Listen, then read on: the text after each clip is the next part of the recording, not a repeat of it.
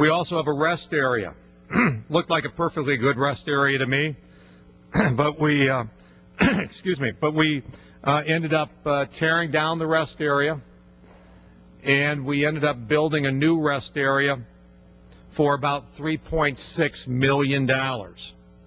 And remember that this is the state that we have the 8th worst road system based on overall performance in the country. We could have spent the $400,000 on the turtle fence, the $3.6 million on the rest area. We could have spent that on other things and invested that on the things that we really need those transportation dollars for. And that is to repair our roads, to build bypasses, and to build new on and off ramps so that we can facilitate the movement of goods and services throughout our state, so that we would enhance our ability to compete not only in the United States but on a global basis, to enhance our transportation system. But again, when we send that money to Washington, when we send that dollar to Washington, Washington gets control, and Washington uses its control by saying, Michigan, you're sending $1 here, and we're only going to send you over the life of the program. We've only sent you 83 cents back. We've got that improved now. I think this year we're going to get about 93 cents back. Still not good enough. But, you know, we're going to exercise control by taking some of your money and siphoning it off and giving it to other states. And then when you get the money, we're going to force you to spend that money on things that you otherwise perhaps would not have wanted to do. And what does Washington, D.C., what does the Department of Transportation know about whether we ought to be building a turtle fence, a rest area, or investing it in basic infrastructure?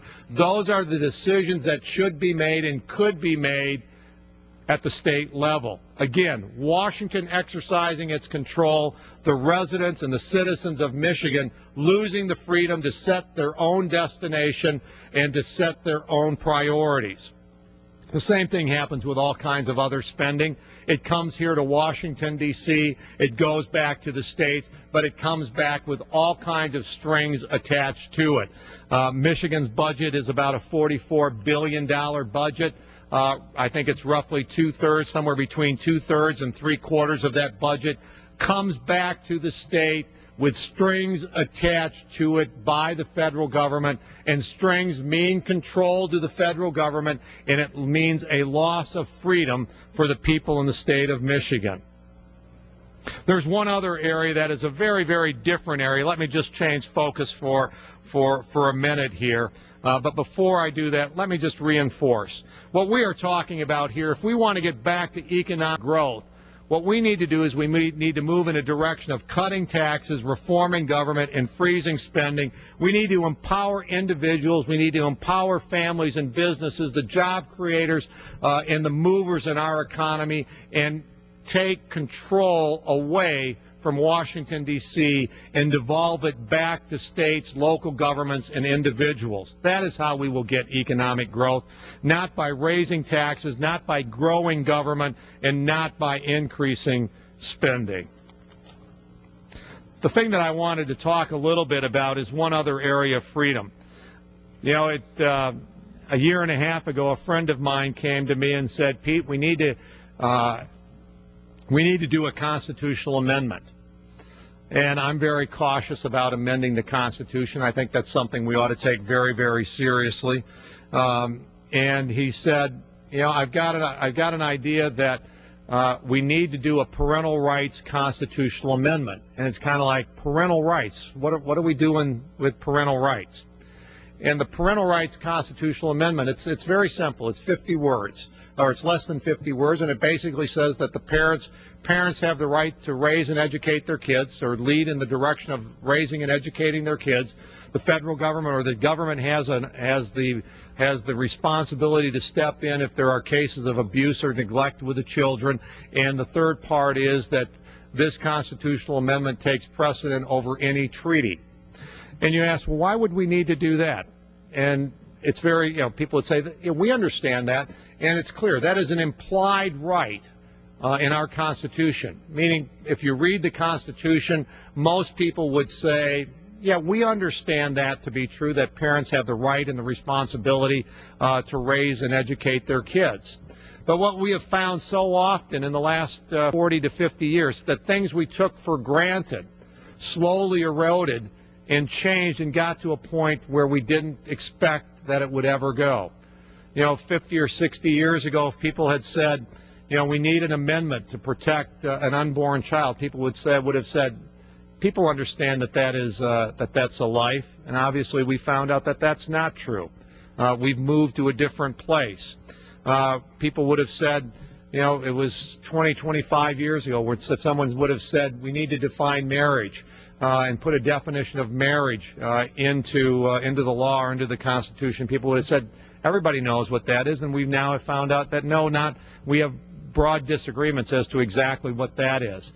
And that's why we're doing this parental rights thing, where we understand that it is an implied right, that parents have the right to raise and educate their kids. But what we're now seeing is that right is starting to be eroded by our courts, it's being eroded by what we're doing here in Congress and those types of things. So what we want to do is we want to take this implied right and make it an explicit right in the Constitution, just like the Bill of Rights, which guaranteed explicitly what the rights and the privileges were: right to free speech, right to practice religion, right to bear arms, and those types of things. That's what the spirit of this amendment is, to explicitly put into the Constitution the right of parents to raise, educate, and direct the upbringing of their kids.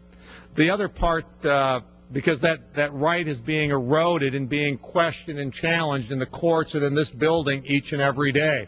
The other reason that we want to do this is that the third piece here is why put in that it takes precedent over any treaty. Well, under the U.S. Constitution, loosely interpreted by a marketing guy, not an attorney, the Constitution, if the United States signs a treaty, the treaty takes precedent over the Constitution unless it's expressly stated in either the treaty or in the Constitution what takes precedence. And right now, moving through the UN, and the President has said we ought to ratify this treaty. The Secretary of State has said that it is a disgrace that we have not yet signed this treaty or ratified this treaty. And Barbara Boxer, a colleague in the Senate, has said that she is going to make it a priority of hers to move this through her committee and bring it to the Senate. And this is the Treaty on the UN Convention on the Rights of the Child. And if this were ratified by the United States Senate, it would totally change the relationship and set in place a framework to alter the relationship between a parent and their child and put the government potentially in a critical role in directing the upbringing of our kids. Probably another bureaucracy just like this bureaucracy that is going to potentially get between you and your doctor. You could very easily envision this kind of bureaucracy getting between you and your children, and that's why we've done that amendment. And finally, let me bring up an issue that we're working through right now in the Intelligence Committee. Earlier this year, the Speaker of the House indicated and made a statement along the lines of, I believe that, loosely stated that the CIA lies. They lie all the time. More recently,